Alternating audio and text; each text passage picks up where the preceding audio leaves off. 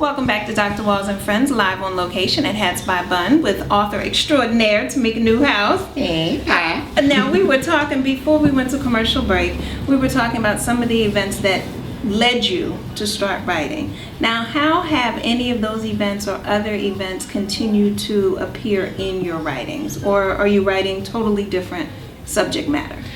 Well, I eventually wrote a book that was based off of my life called Cookie, a Fort Worth Story. Yes. That book I am most proud of. Okay. Mainly because a lot of that book, 90% of that book was true. Really? And I knew that with writing that, my mother's side of the family wasn't going to be too receptive to that. Okay. And even nowadays, when I do speak out on the truth, because people just don't want to hear the truth. Yes. You know how some people just, when they want to stand up for something they believe in, everyone else kind of shuns them because you're supposed to be hush-hush. Yes.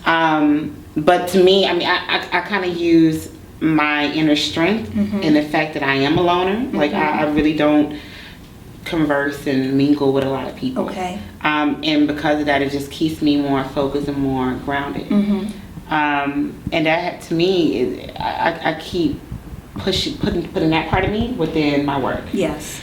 But other than that, I'm starting to experience a lot of different romance relationships, I guess you could say, that is catering to new storylines and new plots. And then also... Excuse me, y'all see the smile on her face right here? She talking about this romance. Go ahead. Is there going to be 99% truth in these books? It's not 99% truth because I don't want to put all of my business in my books. Okay.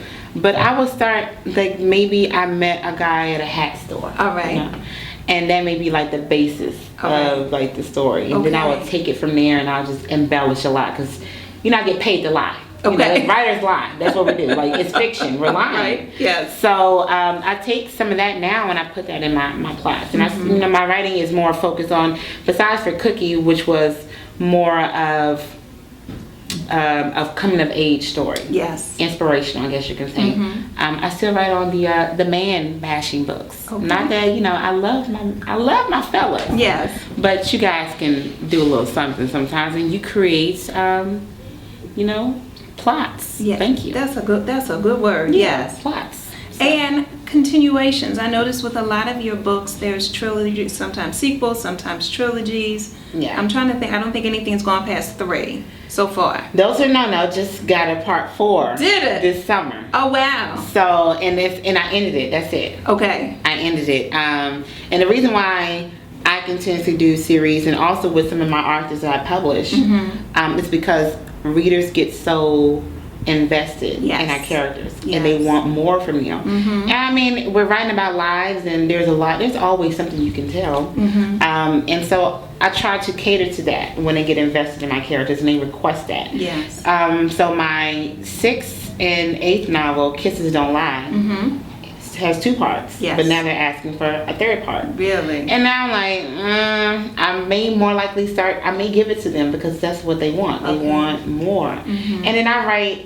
my books usually have an abundance of characters in there and sub-characters and the mother and the father and the cousin and the uncle. All of them are in the book. Right. So I may grab an uncle or a cousin out of the book and make them a main character in another book. Okay, so nice. I always can tell something, tell another story. Yes. Yeah.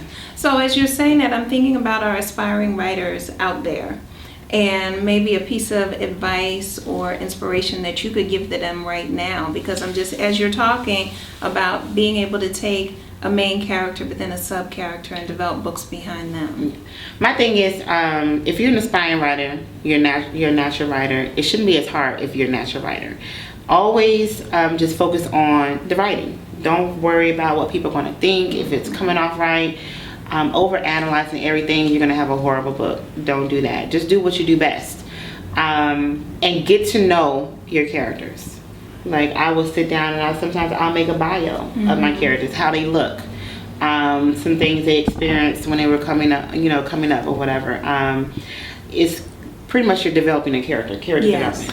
If they're funny, if they're mean, if they're ugly, whatever. Like, get to know your characters because you can't write about or talk about somebody you don't know. That's right. So that's why I would say just focus on when you're writing a book, focus on the actual story of it and the talent of it and just enjoying writing because this business 20% of it is the writing part, is the talent part, is the creative part of it. But 80% of it is business and marketing. And so you really just want to kind of relax when it comes to writing, because you're going to have a lot of other opportunities to really just go crazy. Okay. Yeah. All right. With the business part of it. Yeah. Well, we're going to take a quick commercial break, and we're going to come back and talk about part of that business piece. Okay. All right. And then when we come back to, we're going to have on some Yeah, different give me a hats. fresh hat Yes, here. we're going to get a fresh look. All right. So we're going to check in with Bun in a few moments. Again, like I said, we're live on location at Hats by Bun, and we'll be back shortly on Dr. Walls and Friends.